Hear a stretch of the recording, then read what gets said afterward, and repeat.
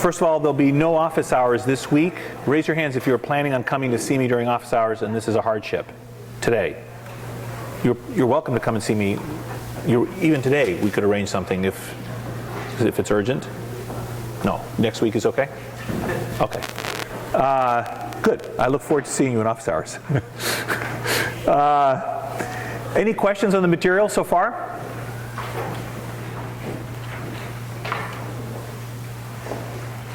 Who was in Professor Kagan's class today? Anyone of you overlapping with him?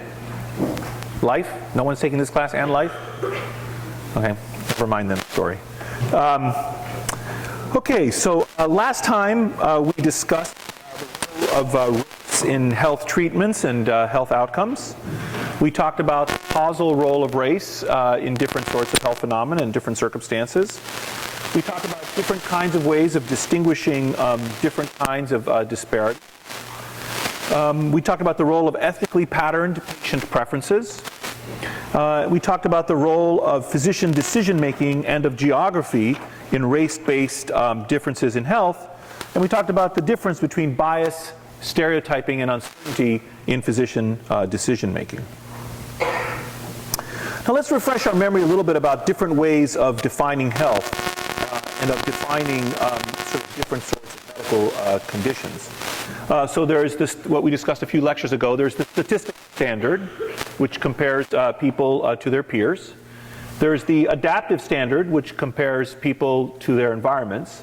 And there's the social, sometimes also known as the normative standard, which compares people to normative ideas.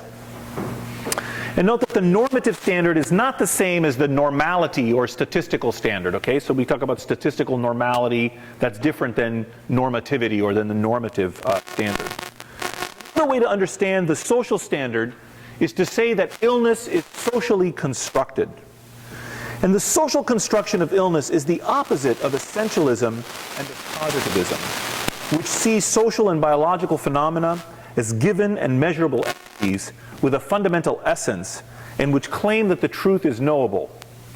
So from the point of view of sort of essentialism and positivism, things out there have an essential essence, essentialism, and from a positivistic point of view, we can use logic and reason, and we can discern and discover those things. But the argument with respect to social construction is that observations about the world are actively and creatively produced by human beings. And the argument is that knowledge is created, not found. Ideas and actions are made or invented and determined by communal norms and expectations. Hence, if you adopt the social constructivist point of view, social forces are rightly seen as shaping our understanding of and actions towards illness and health. And to the extent that this is the case, then social attributes, such as someone's class, for example, should also be relevant to how ostensibly objective biological phenomena are seen, taxonomized, understood, and treated. Moreover, the fact that illness and our perceptions of bodily processes are socially constructed has implication for patient experience and physician action. And this is one of the key intellectual points that I want to communicate today. That we go into the world, we construct the reality that we see, and then having seen that reality, we take action accordingly. So it's not just idle theorizing. It's not just that, oh, well, isn't it interesting the way different people see things different ways? No, what happens is that as a result of that, we do things to people. And that's one of the key ideas that I want to illustrate today using a variety of examples from medicine. Now, to punch this point home and to motivate our discussion for the day, I thought I'm going to start with some related problems. Here is the familiar visual part of the electromagnetic spectrum, which you all studied in high school, that we know as light, in the form of the familiar rainbow colors. And the colors are listed on the bottom, and I want to draw your attention to two facts. First, you probably all feel, with the possible exception of indigo, that these colors make sense and are real colors in some sense. You know, red, orange, yellow, green, blue, and violet. And you also may have the sense that there are a certain number of colors, you know, the ones that are shown there. And second, and distinct from the foregoing claim, you probably all agree on where the names of the colors are placed. so that you all see green as sort of ending around here and blue beginning there. So you have a consensus as to how many colors there are, where what the labels of the colors are, and where the boundaries between the different conditions are, more or less. But of course, as you may imagine where I'm headed, there's very little that is objective about both of those things, about the number of colors we perceive and about the boundaries we draw between them. For example, the number of colors we identify might depend on attributes like our sex. Some people of a certain gender might see many different colors, and a different gender might just see, a few colors from the same set of choices. But let's look at some experimental results from a large worldwide scientific investigation. Now, on the top, this is something known, a study that was known as the World Color Survey, published in PNAS a few years ago now. On the top is a standard set of stimuli used in this World Color Survey, showing a palette of 330 colors, which were shown separately to native speakers of each of 110 languages in non-industrial societies. So what they did is they went to 110 non-industrialized societies. They found people in those societies, and they took, for each person, they showed them all of these little color palettes one at a time. So I showed the first person this color and say, what color is this? Then this, then this, then this, then this, then this, then this, then this, independently, showing them each little color square and asking the respondent, what color is this? And they did that for many people in this society, and then they went to the next society, and the next society, and so forth, and so on.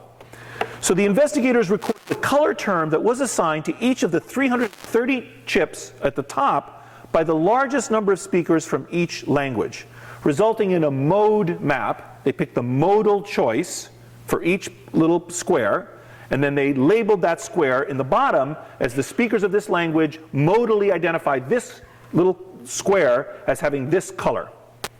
And here, one such mode map is shown for the Lele, a language that has 4 major color categories. So this is the speakers of Lele, and they basically have white, red, yellow, and black. Those are the colors that they see. If you ask them one chip at a time, and those are the colors that they name. They have 4 colors, not like the ones we have, and they draw the boundaries in these locations. So for example, these things here are called yellow by them, okay?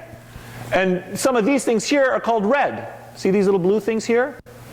We would call them blue, but they group them with these colors and call them red, okay, as shown in this thing. Of course, they don't use the words red, yellow, black, and white. They have their own words. But they have 4 colors, and this is the boundaries of where they draw their colors.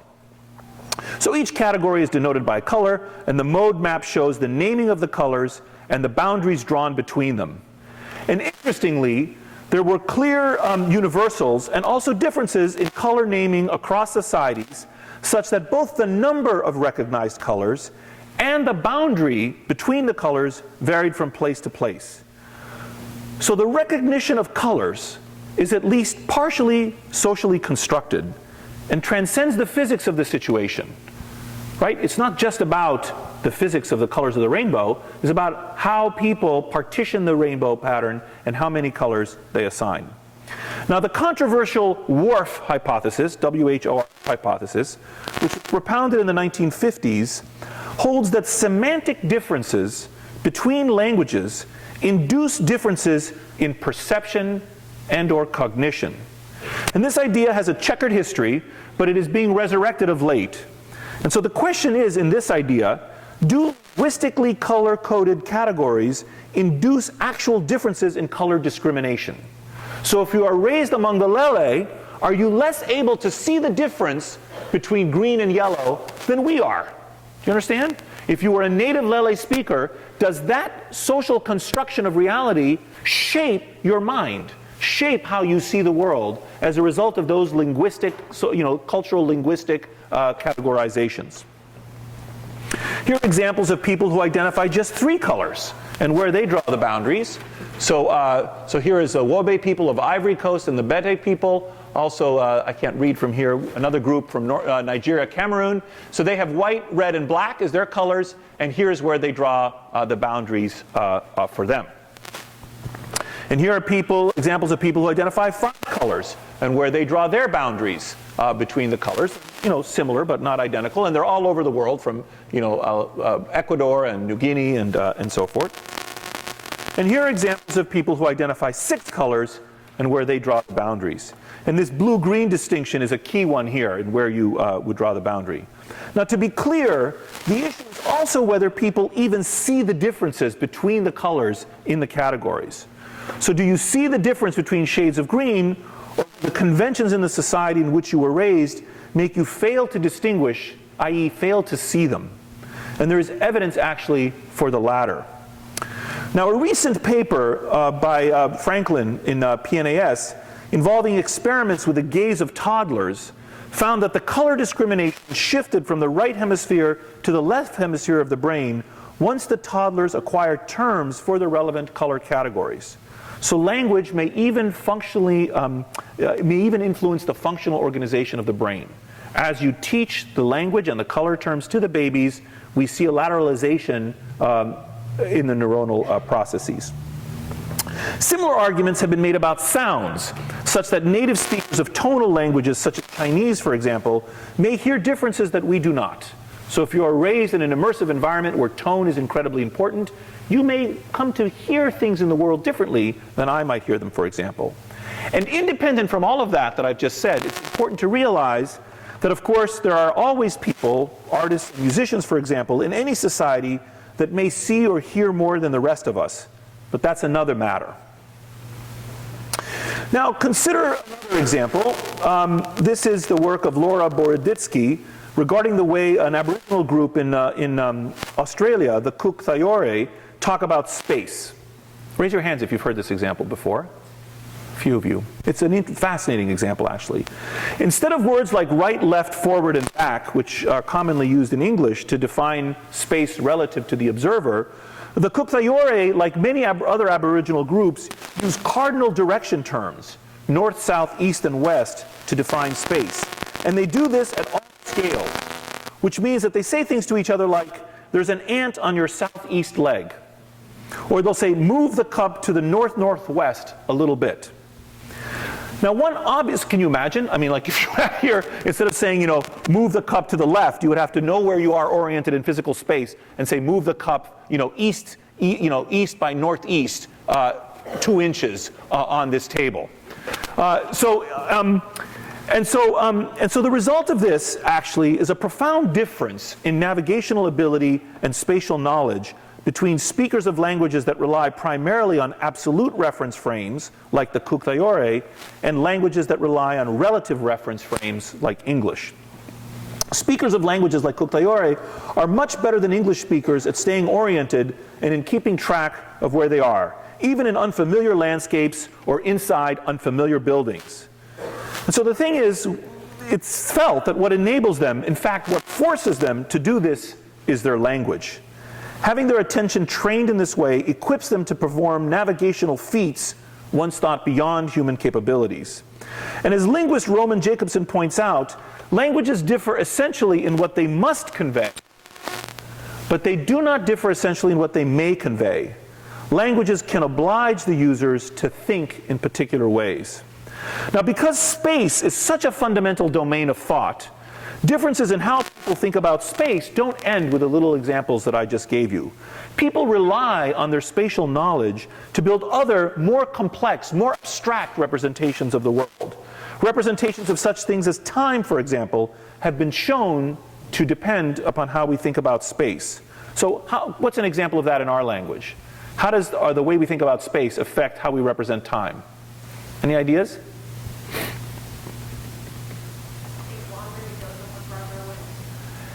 Yes, it does take longer to go somewhere, but that's, I think, a fundamental physical relationship. I'm not talking about how we represent time. How does our vision of space? Yeah? We see it as a cyclical clock, so it moves in circles. Okay, that's another good example. Not one I had in mind, but that's a good example. Yeah?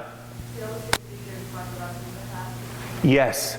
We see the future in front of us and the past behind us. So you imagine that something in front and back. And if I asked you to arrange time chronologically, you would probably go left to right. Do you think the Cook Thayorre do that? They actually don't do that at all. So to test this idea, what Boroditsky did is she gave people sets of pictures that showed some kind of temporal progression For example, pictures of a man aging, or a crocodile growing, or a banana being eaten.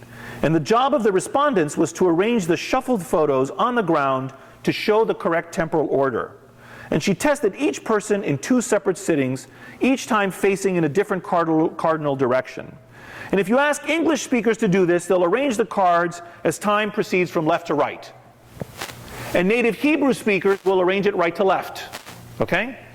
But the Kuktayori arrange it from north to south, and the arrangement depends on how they're sitting. So if they're putting the cards this way, you know, young to old in this direction, they do that when they're facing this way, but then when they come around in this regard, they do it from left to right instead of from front to back.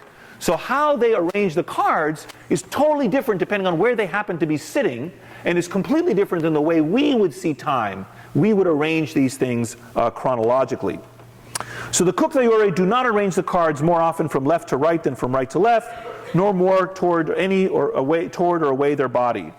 But their arrangements are actually not random, and there is a pattern. It's just different than the one of English speakers. So instead of arranging time from left to right, they arrange it from east to west.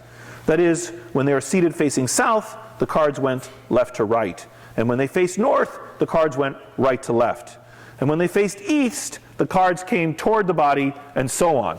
And they spontaneously used this spatial orientation to construct their representations of time. So their language affected their thinking and also their actions. Here's another nice example of how language can affect thought and action. Languages indeed differ widely in the ways that they encode time and not just space. For example, they differ in when they require speakers to specify the timing of events or when timing can be left unsaid. For example, if you wanted to explain to an English-speaking colleague why you couldn't attend a meeting later today, you could not say, "I go to a seminar." English grammar would oblige you to say, "I will go," or "am going," or "have to go to a seminar." That's why you can't meet them. If, on the other hand, you were speaking Mandarin, it would be quite natural for me to omit any marker of the future time and say in Chinese, "I go listen seminar." And in this way, English forces its speakers to habitually divide time between the present and the future in a way that Mandarin, which has no such tenses, does not. Now, of course, this does not mean that Mandarin speakers are unable or even less able to understand the difference between the present and the future, only that they are not required to attend to it every time that they speak. So economist Keith Chen tested the hypothesis that languages like Chinese that grammatically associate the future and the present foster future-oriented behavior.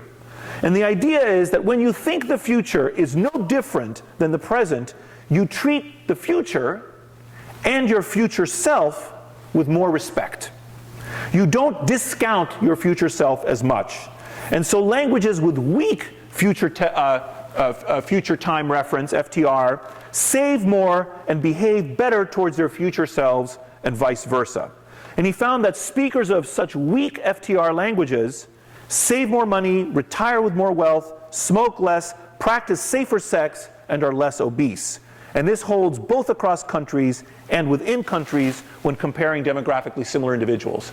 So here, the dark bar shows countries that speak strong future time reference languages, like English, and the light bars that speak weak future time reference languages.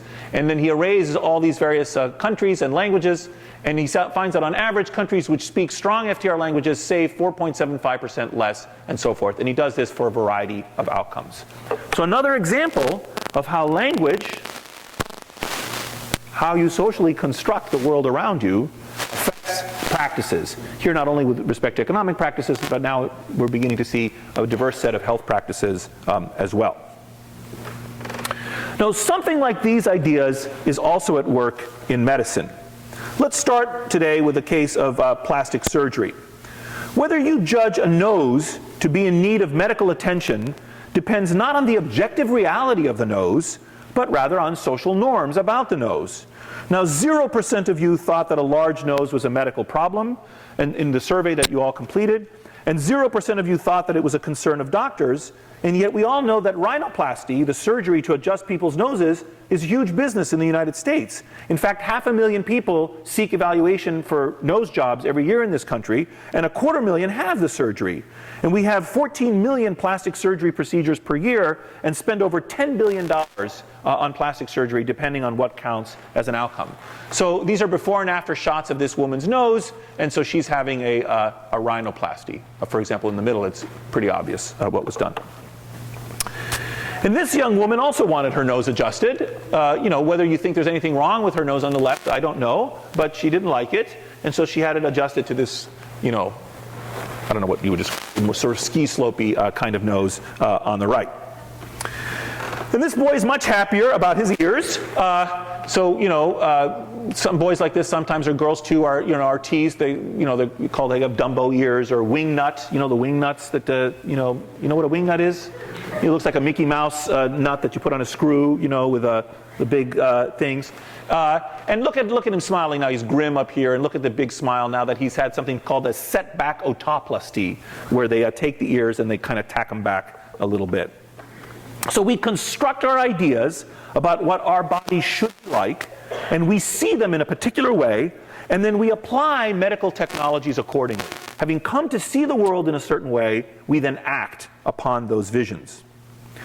Today, however, we'll be examining this idea of social construction mostly through the lens of women's health and Emily Martin's amazing, remarkable book. And I should stress that this is not restricted to women's health issues, though this is a particularly rich terrain to harvest these types of phenomena. Now, this is the typical diagram of the menstrual cycle, probably familiar to all of you from high school. Raise your hands if you studied this in high school. I mean, if you didn't study it in high school, there's something wrong with your high school. So pretty much everyone in high school biology or some other class studies the female menstrual cycle. And the endometrial lining of the uterus undergoes a kind of cyclic regeneration, and the endometrium initially proliferates under the influence of estrogen, and once ovulation occurs, the ovary starts to produce progesterone, thereby changing the proliferative pattern of the endometrium to a more secretory lining. So here you have the curve of estrogen through the month. It's peaking over here just before the follicle erupts.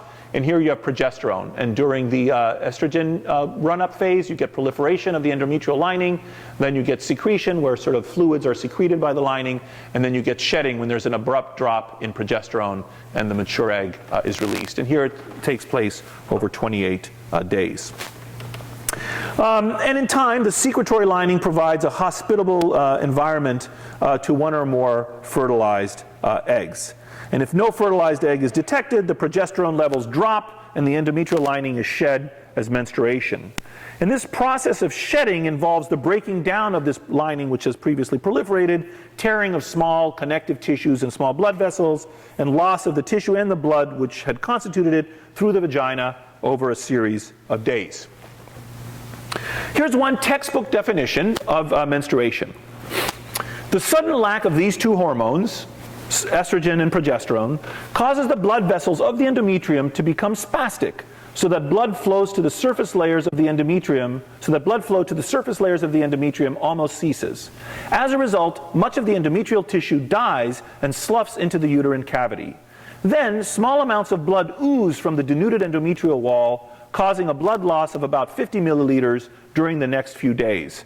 The sloughed endometrial tissue, plus the blood and much serous exudate from the denuded uterine surface, altogether called the menstruum, is gradually expelled by intermittent contractions of the uterine muscle for about 3 to 5 days. This process is called menstruation. Now note all the decay and failure here. Lacks, spastic, ceases, dies, sloughs, oozes, denudes, loss, sloughed, more denuding, and then finally expulsion. I mean, this is a catastrophe that's happening here. Just everything is going to hell. There's just a lot of death and destruction and oozing and all kinds of other messiness. And this is exactly what Martin is calling attention to. Now contrast this with the process of failed reproduction in men. The mechanisms which guide the remarkable cellular transformation from spermatid to mature sperm remain uncertain, Perhaps the most amazing characteristic of spermatogenesis is the sheer magnitude. The normal human male may manufacture several 100 million sperm per day. Wow! It's this incredible biological process that's just seen as this phenomenal happening, not as like a wastage of sperm. All these sperm, needlessly being produced because then they're just wasted or expelled by some means. So there's no discussion here about the waste of sperm or spillage or sloughing or anything else. And when I first read this book, Martin's book, when I was about your age, so I was in medical school, it just hit me like a bullet in the brain. I mean, I could not believe it, because I had thought that the language that we use to describe these processes that I was studying in my biology classes was some kind of objective scientific language, that we just looked under the microscope, we saw stuff and we just described it. And that was, science, and it was objective. And it never occurred to me that actually the language that we used could frame or construct how we saw the processes. And this is what Martin does so effectively in her book, showing how the social construction of our biology, first of all, that we construct it, and second, that the way we construct it then affects a variety of other phenomena. And Martin contrasts these two processes of menstruation and spermatogenesis with a similar but not identical physiologic process that occurs in both men and women. So this is the renewal of the gastric epithelium. The primary function of the gastric secretions is to begin the digestion of proteins. Unfortunately, though, the wall of the stomach is itself constructed mainly of smooth muscle, which itself is mostly protein. Therefore, the surface of the stomach must be exceptionally well protected at all times against its own digestion. The function is performed mainly by mucus that is secreted in great abundance in all parts of the stomach. The entire surface of the stomach is covered by a layer of very small mucous cells, which themselves are composed almost entirely of mucus. And this mucus prevents gastric secretions from ever touching the deeper layers of the stomach wall. So the point here is that we see menstruation in a particular way, and we describe it in a particular way, and that these two are related and they are not arbitrary. And as we shall see, such views of bodily processes have implications. Now, Martin criticizes all of this, but she goes further. And this is what astonished me, because when I was reading the book the first time, I was like, oh, well, come on, for God's sakes. This is, what's happening in menstruation. How can you, be so extreme, crazy kind of critique of how it's described? It's being described objectively. But what Martin does is she goes a step further. She provides a physiologically accurate but socially reconstructed way of describing the same phenomena. And this is how she re-narrates menstruation. A drop in the formerly high levels of progesterone and estrogen creates the appropriate environment for reducing the excess layers of endometrial tissue. Constriction of capillary blood vessels causes a lower level of oxygen and nutrients and paves the way for a vigorous production of menstrual fluids. As part of the renewal of the remaining endometrium, the capillaries begin to reopen, contributing some blood and serous fluid to the volume of endometrial material already beginning to flow. Isn't that better? It's a totally different, but there's nothing scientifically wrong about that description. And the point, of course, is that the conditions are judged by a social normative standard. Whether we see something as pathological can depend on who we are, where we stand, and where we are living. And you showed this yourselves in the exercise you did for class. Here are some of the initial ways that you constructed illness. So for example, 0% of you thought that a large nose was a disease or a concern of doctors. 1% of you thought that homosexuality was a disease. And 4% of you thought that it was a concern of doctors. 8% thought this for road rage, 14%. PMS, 20% of you thought it was a disease, and half of you thought a doctor should be concerned about PMS. I don't know which half. Back pain, am I reading this right? Or no, 20 and 47, yeah, back pain, 40% and 85%. Acne, 27% of you thought that acne was a disease. So, a quarter of you were diseased in high school. And then 60% thought it was a concern of doctors. Obesity, 71% and 95% thought that obesity was a concern of doctors. 52% thought that ADHD was a disease, and 73% a concern of doctors. Alcoholism, hay fever, and anorexia, 86% a disease, and 97% thought it was a concern of doctors.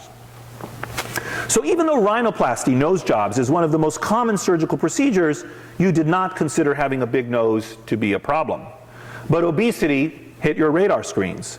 And as we discussed a couple of weeks ago, some of these conditions, such as back pain and anorexia, show substantial cross-cultural variation and may be seen as culture-bound syndromes and might not be considered diseases at all elsewhere, and indeed might not even exist elsewhere, because people don't have the kind of conception of back pain or anorexia that might then result or causally influence, perhaps, the emergence of these conditions in these particular cultures. As if the absence of a category suppresses the occurrence of an illness and vice versa.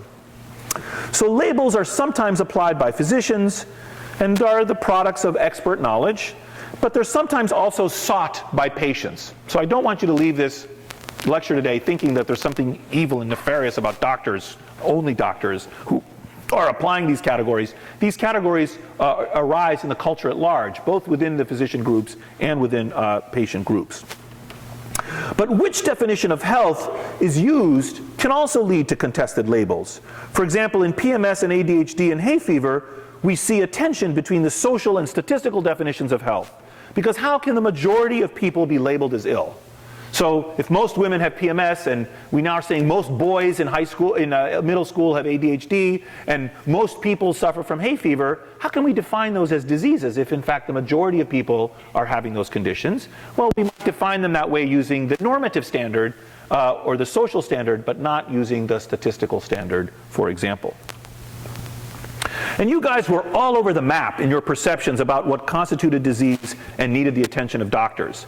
So 12% of you thought that childhood short stature was a disease, and half of you thought that that was a concern of doctors. PMS we've already discussed. Color blindness, 35%, 34%. Pedophilia, 40% of you thought that pedophilia was a disease. 51% thought doctors should do something about it.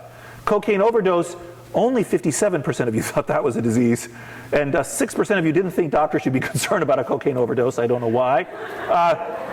71% obesity, 95%. Blindness, 63% thought it was a disease, but approximately half didn't think that the blindness was a disease.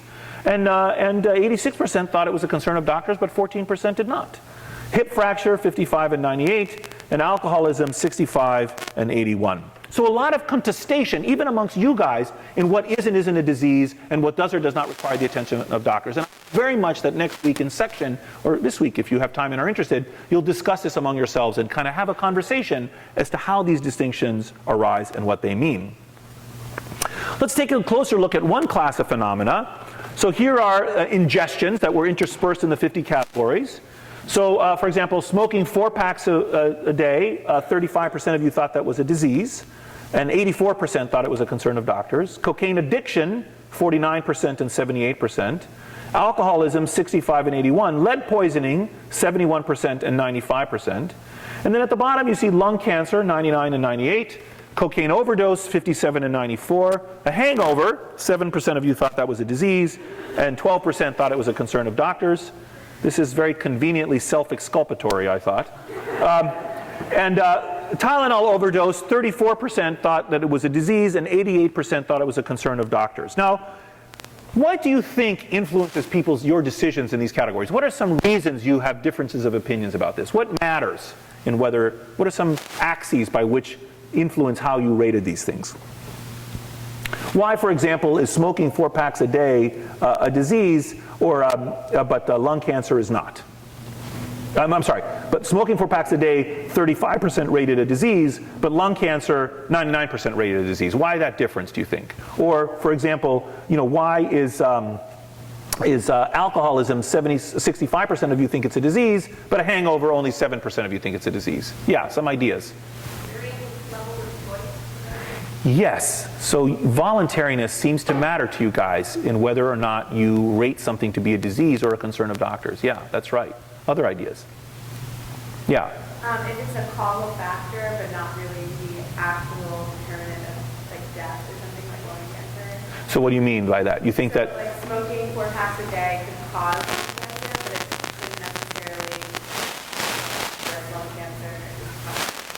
Yeah, so something about the causal status of the thing or its proximity to death might be what makes you rank it. That's exactly right.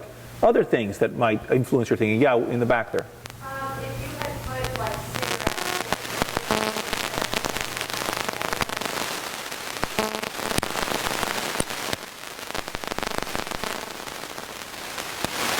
you think addiction implies a disease?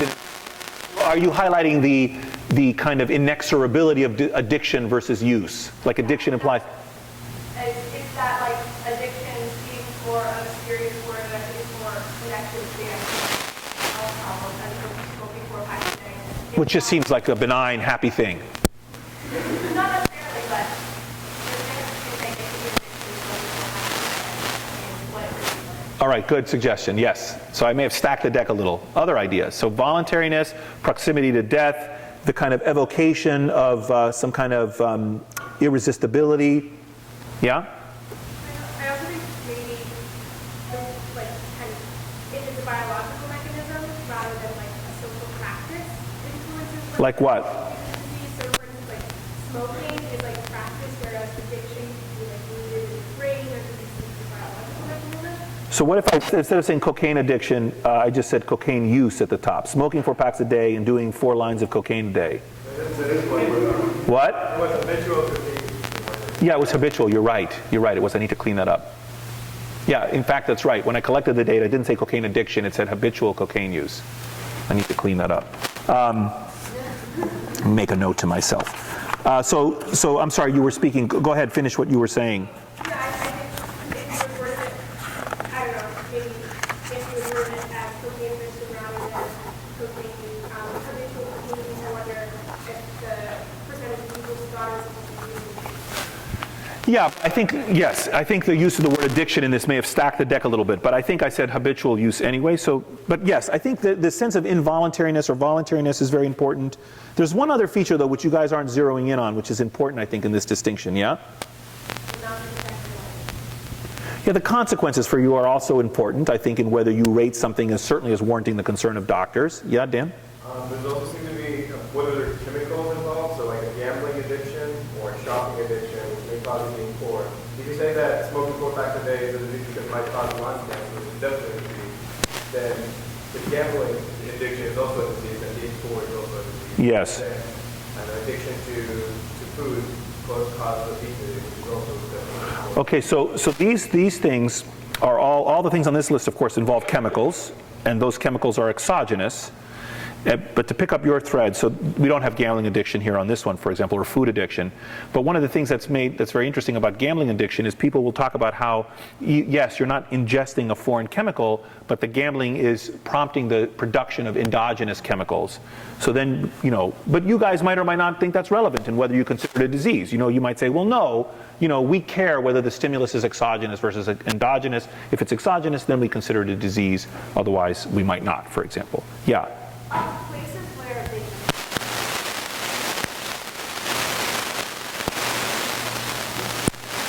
Yeah, very good. So how the responsiveness of the ailment to physicians might also affect how we respond to it. But there's one other thing that, and yeah, you in the orange shirt, yeah. I mean, what I feel is what I hear about, like what doctor looks like. Yeah, so some cultural specification is affecting you guys as well. But I'm actually looking for different categories, and the category I'm looking for is acuity versus chronicity, the suddenness of the thing versus the chronic, the presence across time. So whether you rate things as diseases or not might matter, for example, whether it's punctuated, like a hangover or an overdose versus an addiction, for example, something more sustained with time. So all of these and many others that you guys have come up with are relevant in how you taxonomize and label something a disease, and whether you think it's legitimate for people with that condition to seek out medical care, even though everything listed here are ingestions of one kind or another. Now, the social construction issues also touches on the debate about medicalization we discussed a couple of weeks ago and that Dan just mentioned a moment ago, and to which we will return when we discuss Illich in a few weeks. It's interesting which problems you guys thought should concern themselves, which problems you guys thought doctors should concern themselves with and which not. So here's the list. Global warming, 7% of you thought it was a disease. That was interesting to me. 23% of you thought it was a concern of doctors. Nuclear war, 70% and 25%. Actually, when I was your age, nuclear war was seen. There was a big movement. International Physicians for the Prevention of Nuclear War was a big group. The doctors got together, American and Russian doctors got together and wrote a prescription to the planet to get rid of nuclear weapons. There was a whole way in which the threat of nuclear war was medicalized, was seen as a medical condition.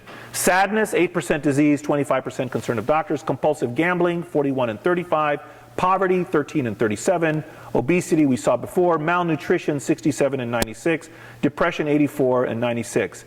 And I use hemorrhoids as a benchmark because 77% of you thought that hemorrhoids were a disease, and 91% of you thought that it should be a concern of doctors. And yet poverty, which kills millions, only 13% of you thought it was a disease, and 37% thought that it was a concern of doctors. So I think there's something seriously wrong with your priorities, that you guys think that hemorrhoids, really warrant this much medical attention, and yet poverty does not. And I think this is in fact one of the things that underlies a lot of the conversation we are having today, and I hope you will continue this conversation in sections. So the social construction of illness can lead to medicalization as well. And this process, as we alluded to a few lectures ago, involves the following. Medicalization is a process whereby people are seeing doctors for progressively less serious conditions, where they are seeing doctors for what were previously non-medical conditions, or the redefinition of such conditions to be under the purview of doctors, like gambling addiction or pedophilia, for example, and seeing doctors for normal parts of life experience. And by some accounts, there is an epidemic of medicalization in our society. And in fact, there can be a kind of social iatrogenesis, or socially induced medical harm, which we will discuss later in the course. Here's a list of some conditions that have recently been medicalized, and we understand all of these things increasingly in medical terms, whereas formerly we may have understood them as non-medical problems. So premenstrual syndrome, erectile dysfunction, baldness, short stature, acne, infertility, road rage, child abuse, substance abuse, gambling, poverty, and gun violence are all things that we previously might have seen in different sorts of ways. We might have seen them as problems of legality or problems of morality, and now increasingly we're seeing them as problems of medical concern. And as sociologist Renee Fox has put in her terrific essay on this topic, health and illness have come to symbolize many positively and negatively valued biological, physical, social, cultural, and metaphysical phenomena. Increasingly, health is coming to be seen as a coded way of referring to any ideal state of affairs. And incidentally, there's been a demedicalization movement that has also arisen, questioning whether objective categories can be deduced about health and disease, and questioning whether, if illness is socially constructed after all, why it must be accepted. Part of this movement has focused on disempowering doctors and empowering patients, and giving them rights to treatment, rights to privacy, rights to information, rights to life, and even rights to death, all of which we'll be discussing later on. Now let's turn now back to childbirth. So I think something like 4% of you thought it was a disease state. I mean, I don't know what to say to you guys. And 5% thought pregnancy was a disease state. And 90% of you thought it was a concern of doctors. And as Martin argues in her book, notions of production run rife in this event, as in others she was considering. So the pituitary gland is producing the hormones LSH and FSH. The ovary is producing estrogen and progesterone in eggs. The uterus is producing lining and babies, but not menses. And all the while, hormones, eggs, embryos, and babies are all transported from one place to another in the woman's body. And as such, menstruation and menopause are seen as failures of production, and so elicit negative views. And in fact, menstruation is not just seen as a failure to produce a baby, but it actually is seen as production gone awry, making products of no use, products not to specification, products that are wasted. And labor during childbirth can also be seen as failing. A woman may be seen as failing to progress and as merely participating in a production process of a baby that must be monitored and managed. And this way of seeing a woman's body has consequences. Women can become disconnected from their bodies, and their bodies can become fragmented, and doctors intervene. So here's a woman that's about to have a baby today. And let's look at some of the consequences of seeing childbirth in a certain way, seeing childbirth as about producing a baby. What's noteworthy about this picture? Speak up or raise your hands. I can't. Yeah, no one's looking at the woman delivering a baby. She's just, she's the machine that's pushing out this baby, and we need to monitor it. They're all looking at other parts of what's happening in the experience. No one is looking at her, see how she's draped and covered, as if she has just become another machine in the room that's producing a product. And here's the baby now about to be born. It's the big moment that's happening. And that was it. The baby's about to be born. And as Martin points out, this delivery can be mapped as a production process. Now, this is a different flow diagram than the one in her book, although it's also taken from a medical source. And the mere fact that there are such flow diagrams is itself interesting and suggestive. Even the pre-delivery phase of the baby has a flow diagram where pregnancy is managed. So here we are, the woman is preparing for a pregnancy and then conception. And then she suspects the pregnancy. And now she confirms the pregnancy. Now it's time to manage the pregnancy and proceed to labor and delivery. And labor and delivery has this complex chart. You might have a planned vaginal birth. And if it's a planned vaginal birth, you might have spontaneous labor, or you might have induced labor. If you have induced labor, there could be, where they give you drugs to start the contractions, there could be failure to progress, and in which case you have a C-section. Or there could be some kind of emergency complication, in which case you have a C-section. Or it could be planned to have a C-section from the beginning, in which case you have a C-section. Or you might have a spontaneous labor, but then you might have complications, and then you get a C-section. Progress, and then they could try something else. If it doesn't work, you're at C-section. Maybe it works, you get a vaginal birth, and maybe a few women kind of sneak by here, spontaneous labor, they got routine progress, and they get to have a vaginal birth, okay? So there's this whole elaborate flow diagram that's taken to describe the experience of giving a baby.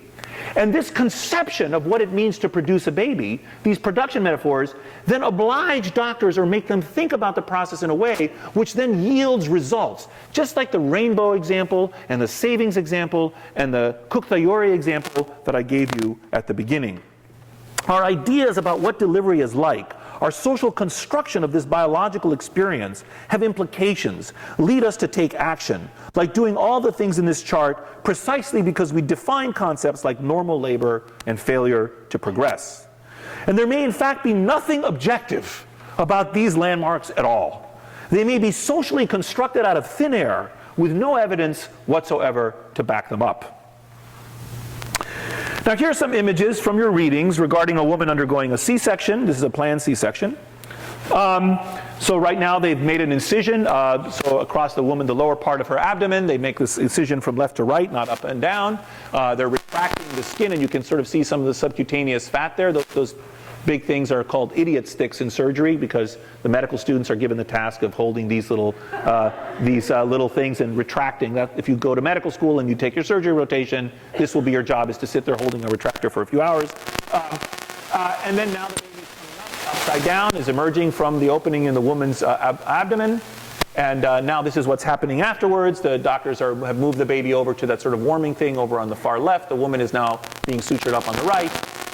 Here they're suturing closed the abdominal cavity of the woman. And in a kind of, and that's the process of doing a C-section and delivering a baby, very quickly abbreviated. Now contrast all that we have seen with this. So what Martin says is, look, these ways of perceiving women and their bodies actually have implications for how we treat the women. And imagine now, she says, she does a little gender reversal argument, and she says, well, what happens if men in this position? If your husband was told that he had to get an erection and ejaculate within a certain time, or he'd be castrated, do you think it would be easy? To make it easier, perhaps he could have an IV put into his arm, be kept in one position, have straps placed around his penis, and be told not to move. He could be checked every few minutes. The sheet could be lifted to see if any progress had been made since the last inspection. And yet that's what we do for most of the in-hospital deliveries in our system. We take a woman and we treat her in this way, which seems preposterous when framed in this situation. And as Martin notes, this strikes us as ridiculous. Yet as she also documents, women in labor are often put in structurally analogous circumstances. Now, I don't mean to exaggerate, but this news clipping caught my eye since it's almost a logical extension of what we have been seeing. So here's what this thing says. It says, prisons often shackle pregnant inmates in labor. Shawana Nelson, a prisoner at McPherson Unit in Newport, Arkansas, had been in labor for more than 12 hours when she arrived at Newport Hospital on September 20th. Ms. Nelson, whose legs were shackled together, she's delivering a baby, okay? They're shackling her legs together, and who had been given nothing stronger than Tylenol all day, begged, according to court papers, to have the shackles removed. Though her doctor and 2 nurses joined in the request, her lawsuit says, the guard in the charge of her refused. She was shackled all through labor, said Ms. Nelson's lawyer, Kathleen Compton. The doctor who delivered the baby made them remove the shackles for the actual delivery at the very end. Now, it is not a crazy idea to think that treating a woman this way reflects in part our construction of not only women's bodies, but specifically how we see labor as like kind of a production metaphor, and how we see the woman's experience as incidental to the production of a baby. Actually, if you think, oh, maybe this guard was a particular son of a bitch, there are many, many, many cases like this. So it's not one isolated case that's this. Now, I'm a doctor, and so a lot of this stuff is fairly mundane to me, and I've tried to show you only tame and reasonably discrete images today, but there are some more pictures in Martin, of course, and on the internet that can give you an idea of how mechanized and dehumanized the process can truly be. And in fact, here's another example of the consequence of how we have socially constructed childbirth. Now, there's a procedure called episiotomy. Raise your hands if you've heard about this procedure. Some of you have. It's an incision that's made in the perineum from the vagina towards the anus during vaginal delivery. An episiotomy, so what you do is this is the baby's head bulging. Here's the anus of the woman. So she's lying on her back and her legs are here.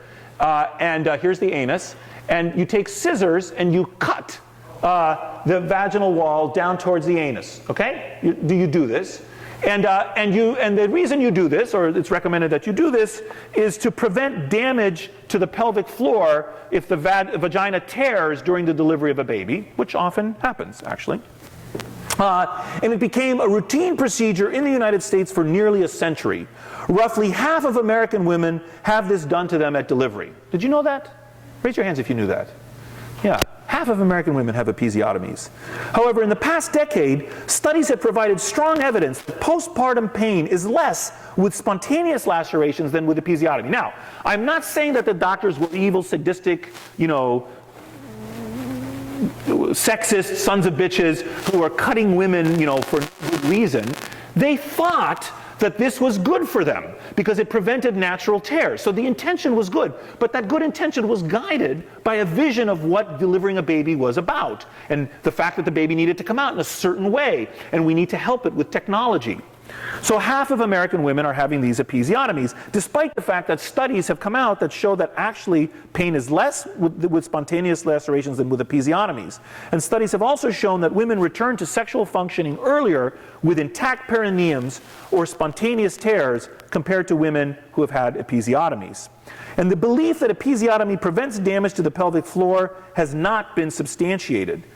We socially construct things and then we do things, even if there's no objective evidence for it. And in fact, midline episiotomy, they used to do something even worse, which is they would cut straight down to the anus, and often they would cut the anal sphincter as well accidentally or cause damage, which you can avoid if you know where an anal sphincter is. You can avoid it by cutting to the side of it. So anyway, this is medical school stuff. And in fact, a midline episiotomy significantly increased the risk of anal sphincter laceration, predisposing women to fecal incontinence afterwards. And in fact, as I've been suggesting, one of the reasons that episiotomies may have become so common is that our views of women's bodies as machines producing a baby. A machine that needed some engineering and modification and management so the baby could come out on schedule. Further evidence of the social construction of the need for episiotomy comes from its telling variability.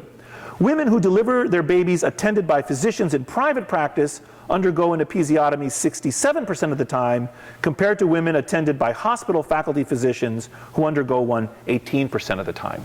So if the doctor is being paid for the procedure, 4 times more likely to get the procedure.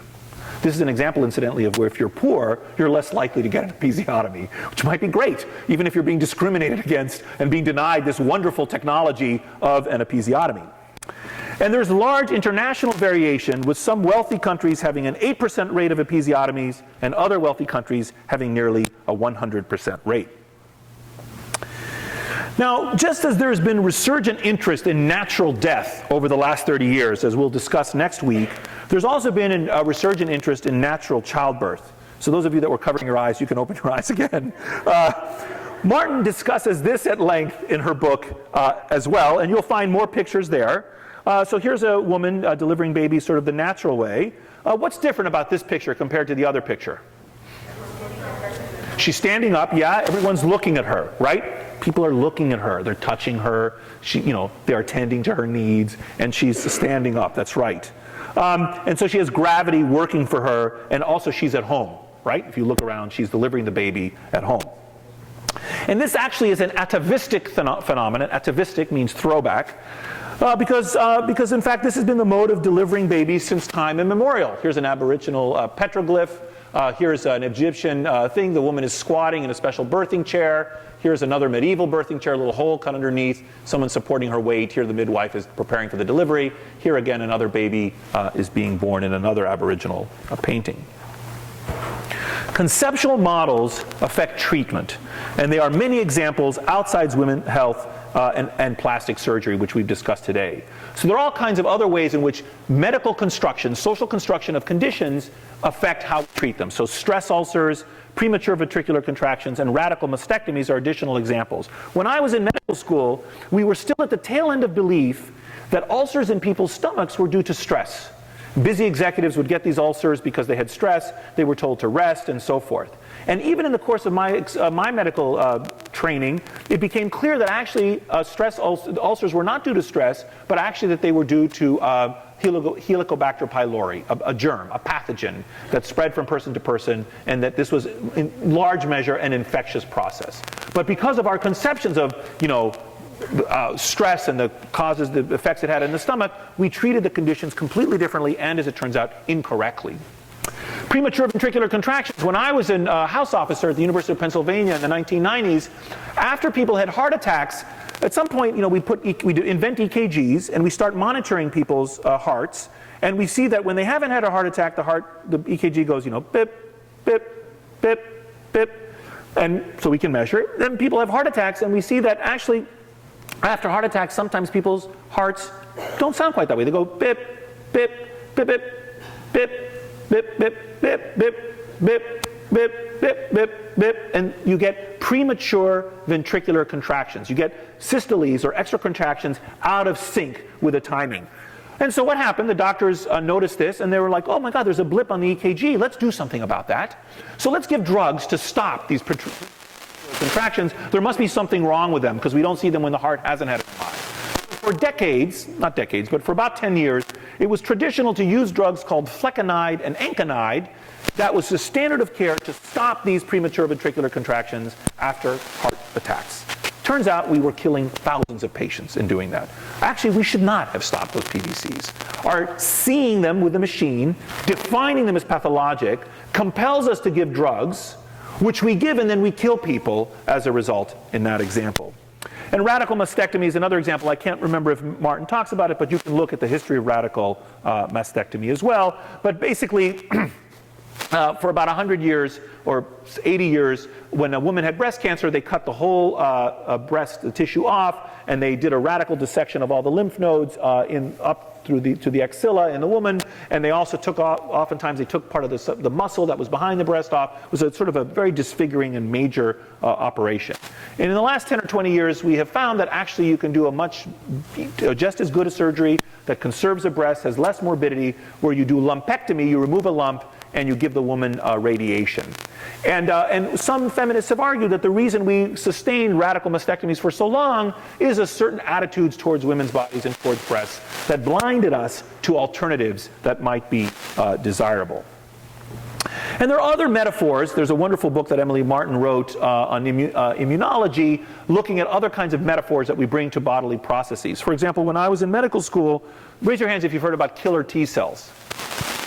See all the killer T cells? We probably thought it was very natural to define the killer T cells that way. Right? You get a biology textbook and killer T cells. Or it talks about how the body is like, how the immune system, resists attack, and how it wages war, and how, the B cells are on the front lines, and how the spleen is the school that the B cells go to learn to fight infections. And you consume these descriptions of how your body works probably without thought. But all of those are social constructions of what's happening. It's not that there's nothing scientific about calling these cells killer T cells, yet they evoke a whole set of ideas. Now, I want to be very clear, because I'm often misunderstood when I talk about this topic, so I do not want you leaving with a certain set of misimpressions. I'm going to close with a final argument that I think is really important you guys understand. Because it is not the case that modern healthcare is not beneficial and that all we must do is return to some natural time or place of childbirth. I have not been making an argument today that we should throw out modern health care, and wouldn't it be great if everyone just delivered babies at home, standing up with their family there, and everything would be terrific, okay? That's not the message from today. Here are some devastating WHO statistics. This is maternal mortality by region in the year 2000. So per 100,000 live births, 400 women die delivering babies, per baby delivered. In Europe, it's very rare, 24 per 100,000. But here, if you look at sub-Saharan Africa, 920 women die out of 100,000 live births. That's one woman out of 100 dies delivering a baby. I mean, it's just unbelievable, actually, if you think about the burden of mortality in that situation. And in Afghanistan today, it's worse, actually, in Afghanistan right now. So you can look at other parts of Asia as well, South Central Asia, and so forth. And this is the number of maternal deaths overall worldwide. There are about 500,000 women die every year delivering babies. And the lifetime risk of maternal death is 1 in 74 worldwide. It's extremely rare in our country, 1 out of 2,400. But in sub-Saharan Africa, 1 out of 16 women can expect to die during childbirth, which is just actually unbelievable. And in fact, the WHO's Safe Motherhood Initiative regarding the provision of basic health care in this domain, so there was a big initiative about 20 years ago, let's start doing basic things to help women and reduce the burden of mortality in the world, did not have the success that it should have. A certain small percentage of women need serious advanced medical care on short notice when they are delivering babies. And as I just noted, maternal mortality in Africa is shockingly high. So the challenge, just like we were discussing race the last time, and in fact, frankly, almost every topic we discuss in the class, the challenge is to come to a kind of thoughtful, I will say scientific, perspective on the problem, to really kind of think deeply about what's going on in the situation. The challenge here is to separate social construction from what, in some sense, is scientifically beneficial. And in a way, the challenge of being a doctor is to know when to respond to the statistical, when to the normative, and when to the adaptive standard of health. And my point is not to somehow simplify things in a silly way and to say that the fact that things are socially constructed means that there's no science or medicine at all, or to somehow put these concepts into a false opposition to each other. Social construction is not the opposite of medicine or the opposite of science, okay? These are different ideas that we have to somehow come to grips with if we're really going to understand the topics that we've discussed today. So these are some of the leading causes of maternal death worldwide. If you look around the world, what kills women? Severe bleeding during pregnancy, of maternal death, like when in childbirth, not all women. Infection, about 15%. Unsafe abortion kills 13% of the women who die because of pregnancy. Eclampsia, which is high blood pressure and problems with your platelets during pregnancy, kills 12%. Obstructed labor, which always struck me as a particularly horrible way to die. We found Paleolithic skeletons of women buried with the heads of babies stuck in their pelvises. The women clearly died while delivering a baby. It's heartbreaking. Other direct causes are whatever that is, 8%, and indirect causes are 20%. Some domestic violence and things like that would be put in there. And these kinds of problems don't respond to midwives with kits, nor should we define them as non-problems because somehow they're natural, right? We don't want to just say, oh, well, that's just delivering babies. It's a natural, beautiful thing that the woman is exsanguinating, right? It's not, actually. And they can often, many of these can be indeed prevented with low-cost interventions. For example, reducing infection or reducing unsafe abortions. Though unfortunately, they cannot be eliminated completely or simply. And what is challenging about what I'm telling you is that these things are in fact complex. The Martin critique is one of the best, and it is spot on in my opinion.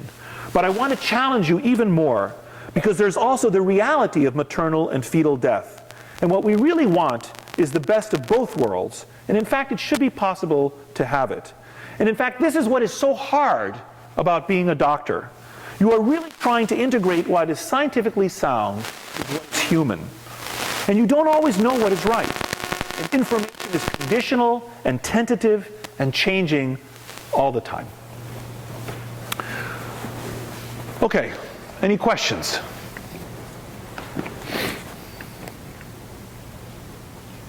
Yeah. I read somewhere that standing up is like supposed to be the more natural way to do it. Yes. Is that coming background or? Yeah, I mean, actually, many people will stand, also in hospitals now. I mean, it's a no-brainer to stand while you're delivering a baby. And they have these birthing chairs now where you actually squat and you hold these handles. I won't fully imitate it if you don't mind. And it really helps. You have gravity working for you. And you have the head of the baby pushing down on the vagina and on the cervix, which causes the cervix to dilate, and the baby comes out, and there's less swelling of the vagina, so it's less likely to tear. It's just better. Yeah. Some other question? Yes. A lot more effort for a woman to have to go pushing, focus on standing, and I understand this whole operation going over you can squat and sit, but it just seems a lot more. I'm going to wait for you to have a baby in 10 years, and you write back to me and tell me whether you think lying on your back is better. You can ask women you know who've delivered babies and see what they say. Some of them may not have had the experience of standing, but they still may have the intuition it kind of could have been a good thing if they could stand. Yeah. Yeah, looking at all those people in that room was kind of stressed and I wonder sort of how patient advocacy works in sort of situations where, obviously a woman in labor might not be able to do an episode or some other emergency. How does that Okay, so this is one of the problems that is generally present in medicine, and it's not just specific to the problem of women in labor. When you raise your hands if you've ever had a minor illness. Minor illness. Have you ever had a minor illness? Okay, have you ever had a major illness, like you had to be in a hospital overnight or something, or went to the emergency room and were scared? Okay. So it is scary when you do that. You're very weak and disempowered. You're very dependent on other people. And it's easy for us now in the safety of this room to say, patients need to advocate for themselves, or we need patient advocates, which is your point. I know you're not saying that the patients. And the problem is when you're delivering a baby, it's really hard for you to tell your doctor, I don't want you to do that, stop, And so, or when you're dying, as we'll come back to next time, it's very hard for you to advocate for your own interests. And so I think there are ways in which we can empower patients to advocate for themselves. There are ways we can equip them with patient advocates, partners. Whenever you're seriously ill and you go to a hospital, take a friend with you, the designated driver. But what we really need to do is change the system, right? There's only so much progress we can make with agency. We need to change the structure. So we can try to empower individuals to have agency and act in their own interests. But when you're weak like that, when you're seriously sick, you can't. We need a structural change that actually meets your needs in different sorts of ways, would be my argument. Yeah, other questions? Yes? You mentioned that they have misguided ideas that they still use even though it's not. Yes, many things like that in medicine. What are some cases where those misguided ideas would come from? So many of the examples today, so there are many, many examples. We gave mostly in medicine, mostly in women's health, some in plastic surgery, and we talked about some other examples. The roots of the misguided, the general roots are this idea of social construction, that we form an opinion about what's happening in the body, and then we take action according to that opinion, not according to some objective reality, okay? But the specifics will vary from place to place. Now, in the case of women's health, the kind of feminist critique is that we disrespect women's bodies. There's like a whole set of ideas and arguments about how we've come to that, some of which I think are true, some of which I think are false, but it doesn't matter. The point is there's some specific way in which we come to that. But the specifics will vary from case to case. Practice does improve. Doctors do respond. So if you do a large randomized controlled trial and you publish it in an elite journal and you show that actually, in fact, I need to add, because there's, you show, and you show that things aren't working, oftentimes doctors will change their practice. But oftentimes they're resistant. Like even if you show them that radical mastectomy is no better than lumpectomy and radiation, many doctors will say, I just don't believe it. I'm going to continue doing it my way. So it's complicated. Yes?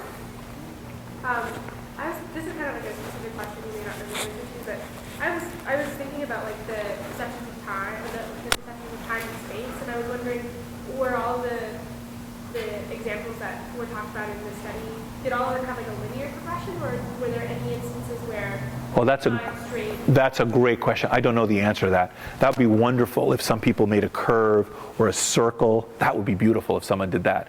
I don't know. You'd have to go look at the original study. Not that I remember was described, but I may have been focusing on the point of the example that I wanted to deliver. Now, if you find that anyone that renders the cards in circles, send me the reference. I'd love to get that. Yes? Is cyclical time, like in anthropology, the rituals and stuff, kind of cyclical and linear?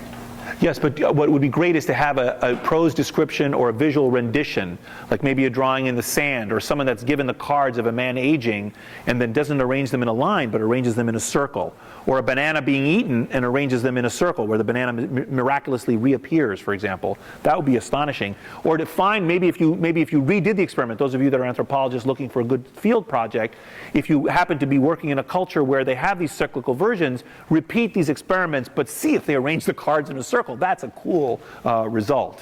One more question? Yeah?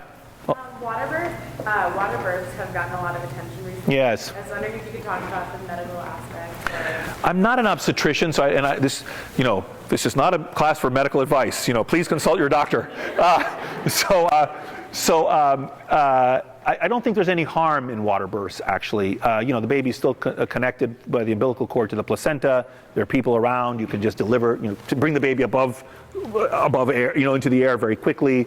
So I don't think there's any necessary harm in it. But I don't know if there's benefit either. I certainly wouldn't oppose it. It'd be a great topic for senior thesis, actually, if you're in that type of field. All right. See you next time.